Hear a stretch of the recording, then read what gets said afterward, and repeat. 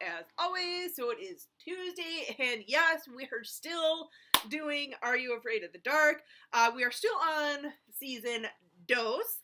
Today we are talking about episodes The Frozen Ghost and The Whispering Walls. Alright, so first one up, The Frozen Ghost. So this is one that I remember when it was airing way back in the day. A lot of us fans of the series, or I should say of Nickelodeon in general, were really, really stoked about this because this is the episode with Melissa Joan Hart, aka at the time, from Clarissa Explains It All. Yeah, this is before she did Sabrina the Teenage Witch, which I feel like she's now more known for that than Clarissa. She will always be Clarissa to me, little Clarissa darling. But yeah, so a lot of us were like really, really stoked about this. We're like, oh my god, like there was nothing greater than having like Nick stars cross over to other Nick shows and everything. So this was a pretty exciting one, and this is actually a pretty solid episode. I feel like another one of those kind of like run-of-the-mill type of episodes where Melissa Joan Hart's character is playing this like babysitter to this little kid, Charles or something, who is this rich snob. His parents are always off doing stuff. I mean, they literally are being dropped off to his great aunt's house in a freaking limo. Yeah, that's how spoiled the kid is.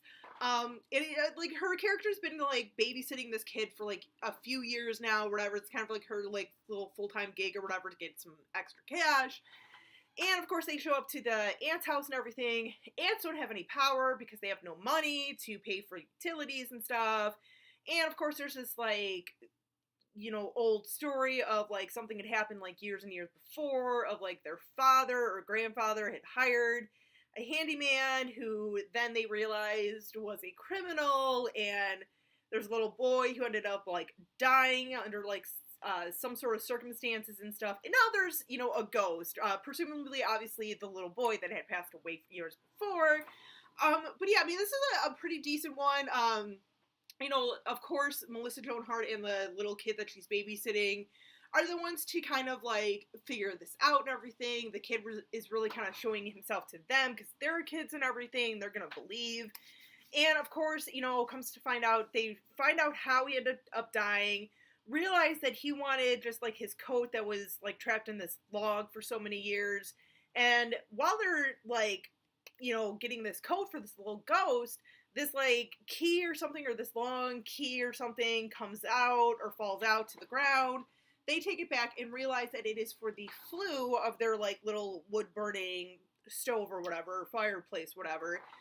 So they put it in, they open it, and all these like gold coins and everything fall out, and they realize that's what like the criminal from years before was trying to find to, you know, steal obviously and make some money and stuff, whatnot, and run away.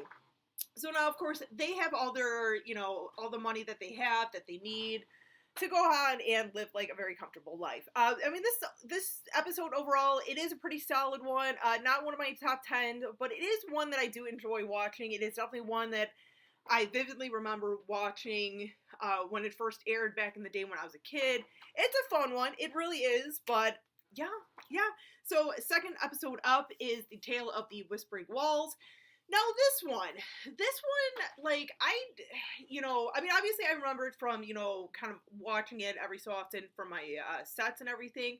But this is not one that I really remember watching when it was first on back in the day, and it's a shame because it's actually kind of a pretty decent sort of Are You Afraid of the Dark? It has definitely some of those like Twilight Zone vibes and everything. Basically, this is another babysitter one, whereas this babysitter is taking care of these brother and sister or whatever that are probably like I don't know, like 11 and 12 or 11 and 13 or 12 and 13 or something. And the babysitter's probably like 16, 17, so not much older than them. They're coming back from like a theme park. They're talking about going to get some ice cream. They end up getting lost.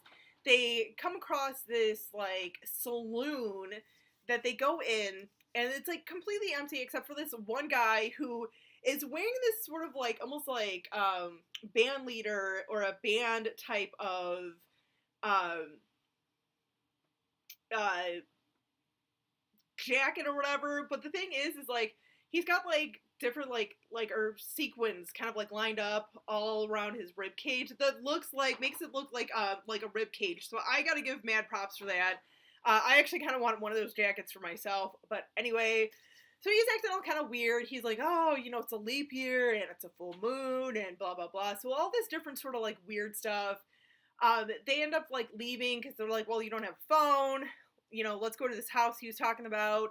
They go to the house. The babysitter goes in. They're, you know, the two kids are in the car waiting. They're like, where is she? They go in and they're in this like weird ass freaking house that, like, you know, the paintings, they would walk past them and then like a hologram of like Ghost would show up and stuff. And all this. So it's just kind of like, you know, like whoever's kind of like at this house on a leap year, on a full moon as well, basically ends up, I guess, getting trapped in and dying and becomes like a spirit that haunts both the house and the saloon that's like, I don't know, 2 miles away. I don't know how that happens. But yeah, I mean, it's a pretty decent one. It's a little bit of like creepy imagery, like specifically one scene where they find the babysitter and she's in a rocking chair. She's like, oh yeah, I'm about to leave. I'm okay. I'm about to leave. I just gotta make sure this baby's asleep. So like the kids are getting closer and they realize like she's wearing this like big ass ring and they're like, oh my god, no, that's not her. It's the other guy from the saloon. And like they kind of peek at like the baby and they realize it's a freaking snake and like she throws the snake at him and it's this huge ass snake. Like, oh man, like for a kids show, I'm like, damn, how did you get away with that? But no, I mean, it's a decent one. It's a decent creepy little episode. Like I said, it's a shame that I don't remember seeing this one when I was like growing up watching the show, but it's a decent one to watch. Definitely not one of my favorites, but I enjoy it enough that I do like to watch it every so often. So, but there are your two Are You Afraid of the Dark episodes for the day. Till next time, as always, stay creepy, classy, and a little bit sassy.